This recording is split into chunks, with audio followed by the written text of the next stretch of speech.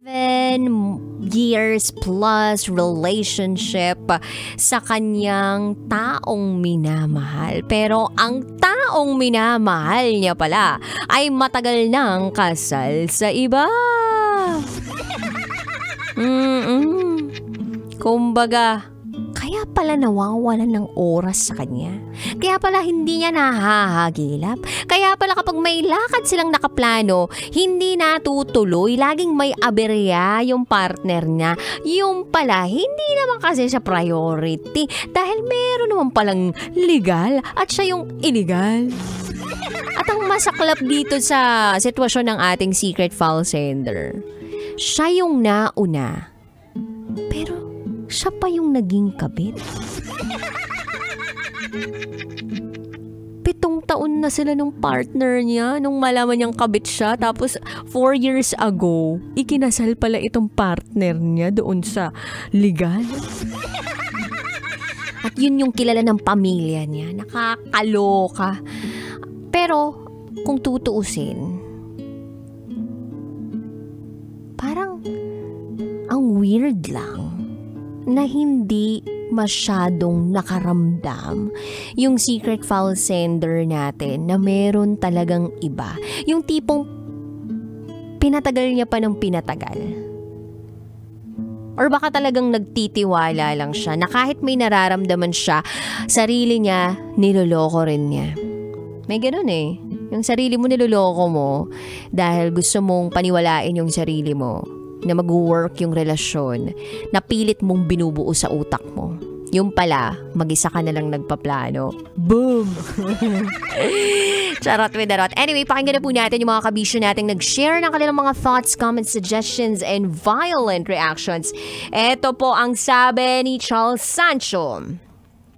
Linyahan ng mga manipulative person. Mamamatay ako kapag iniwan mo ko. Nako, may pasabi-sabi pang ganyan. But in the end, nagloko.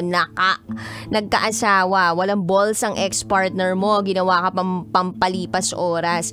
Hindi nakakapogi ang pagiging manipulative. Kaya kung ako sa'yo, boy, karma will be yours. And to sender, move on ka na at kalimutan mo na yung ex-partner mong manipulative sad boy. Boom, manipulative sad boy. Sino pong ganyan? Taas ang kamay. O kung may kilala kang manipulative sad boy, i-reveal mo naman yan. Charot with harot. Nasabi na ba kayo ng ganun linya? Mamamatay ako. Kapag iniwan mo ako, magpapakamatay ako. Well, sabi nila, may narinig akong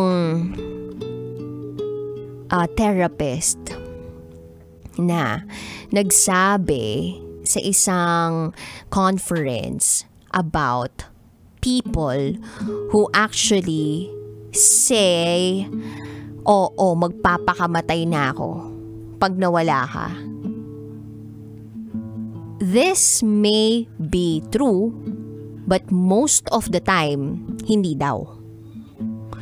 So, may study raw na kung sino yung taong nagsasabi or nagvo-verbalize na magpapakamatay siya, hindi raw 100% gagawin niya. Sometimes, tactic daw yun ng isang manipulative person to control you. Tactic daw yun ng isang tao para kaawaan mo siya, gamitin niya yung guilt mo, mapasunod ka niya sa gusto niya. So, may ganong possibility. But there's this also possibility na gawin nung taong yun. Yung sinasabi niya magpapakamatay siya. So dito po papasok yung gift of discernment. Yes, gift of discernment.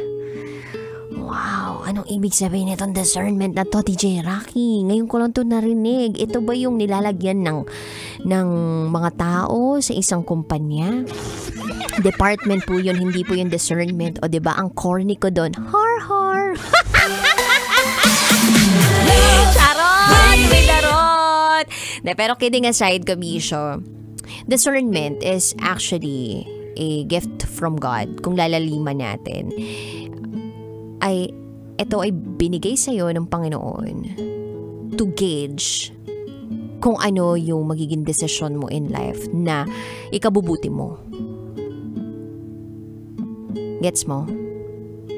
It's your ability to decide what's good for you. So, yun. Doon papasok yun. Nagpaniwala naman yung secret file sender natin doon. Na hindi raw kaya nung partner niya na yun na mawala siya sa buhay niya. Hindi niya kaya na wala lang kabit, ganyan. Kasi nasa yung mga benefits, nasa yung ibang convenience na kinakailangan niya pag hindi sila nagkakaintindihan siguro ng asawa niya. Kalurky. So anyway, eto naman sabi ni Aris Jordan Santos. Para sa sender natin, sana maging matatag ka lang. At sana sa boyfriend mo, kuhang-kuha niya ang inis ko. Bakit kailangan manloko ng babae? Nakakagwapo ba yan, ha?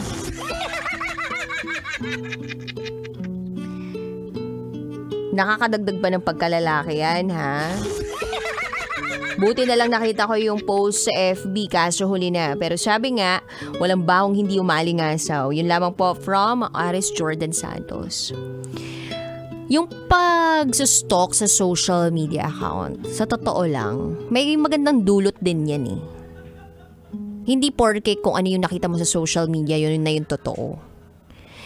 Kung ano yung nakita mo sa social media, yun yung kailangan mo i-verify kung totoo o hindi. Gets mo? So, hindi lahat na nakikita natin sa social media, naririnig natin from people around us, totoo na.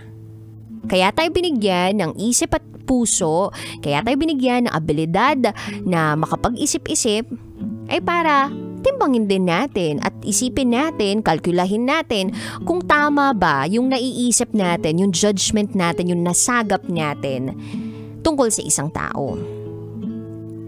So dito papasok yung openness sa isang relationship, dito papasok yung ability mo to listen, ability mo to speak up. Yan. So, yun. Ito pa sabi ni Heinz Bermiso. Dama ko ang kwento mo ngayon, DJ Rocky. Sana lang talaga makamove on na si ate sa kanyang pinagdaanan. Sabi ni Danilo de la Cruz, 3 main rules in a relationship. Don't lie, don't cheat, don't make promises you can't keep. When a relationship ends, it's really difficult to move on knowing that you've been cheated from day one. But always think of your self-worth. You deserve someone who will love you the way you wanted to be loved. I understand that it's hard. Just keep it one step at a time. Make yourself busy like going on a vacation with your friends.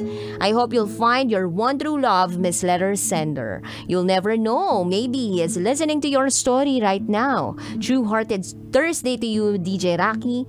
Sad I did not see your smile and dimples today. Ay, may ganun.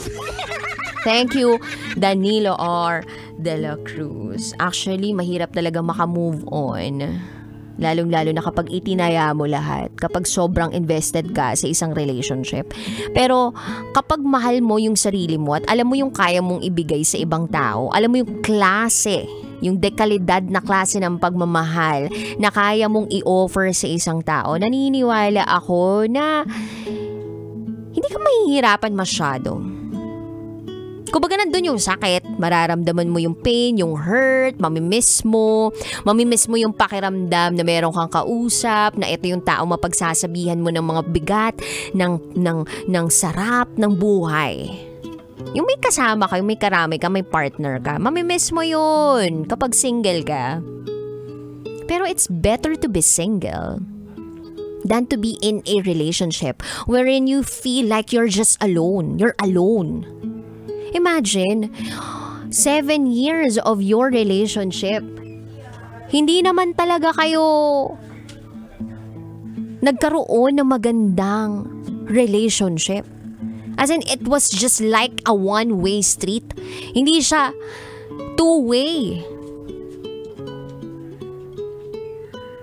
ng sad nun. Hindi ka pa naawa sa sarili mo nung time na yun. Nagpadala ka dito sa taong to. So, etong sinasabi mo na hindi ka na magpapadali pa dito sa taong to, panindigan mo yan. Ang gandang sabihin yan. Pero mahirap gawin, pero alam kong kakayanin. Eto naman sabi ni Romel Santos, maraming nagmamahal sa'yo, secret file sender, kaya ilaban mo ang pagmamahal mo sa sarili mo. At ang dami pa pong nag-comment sa ating secret file for this afternoon. Basta ako, April, maging lesson itong nangyari sa'yo dito sa 7+ years relationship mo with a guy na biglang nalaman mong kabit ka pala, na ginawa kang kabit, na meron naman palang legal na asawa. Kaya pala hindi ka pinapakilala sa mga magulang, kaya ka pala tinatago lang, kaya pala walang oras sa'yo. Uy, magtaka kayo, girls, kung sakaling itinatago kayo, ng isang tao, nakikipag-date kayo, or kayo na, tapos nagtatago kayo, parang may mga off-limits pa. Yes, maintindihan natin na kung 3 months, okay, medyo hindi pa kayo settled in sa isa't isa, kaya dating lang kayo, kaya medyo private yung mga galawan ninyo, secret. Pero kapag naging kayo na, nabigyan na ng label ang isa't isa, huwag kayong papayag na hindi nyo nakikilala yung isa't isang pamilya. Kasi ibig sabihin may something yan.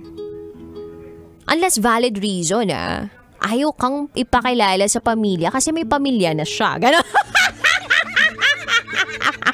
Dadagdagan lang pala niya yung pamilyang meron siya. Gusto niya pa ng second family. Nacharot lang with the rot. Pero maging matalino tayo.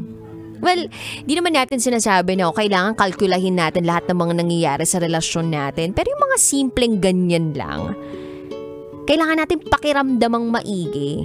Kapag may na-feel tayong may mali sa isang relasyon o sa relasyon natin, do not be afraid to speak up. And do not stop looking for answers. Kung hindi ka pinapatulog ng gut feel mo, there must be something wrong.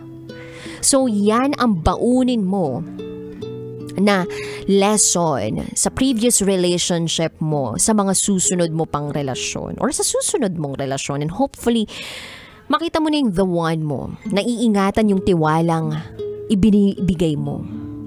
Yung iingatan yung puso mo, yung hindi ka lolokohin, yung bibigyan ka ng panahon.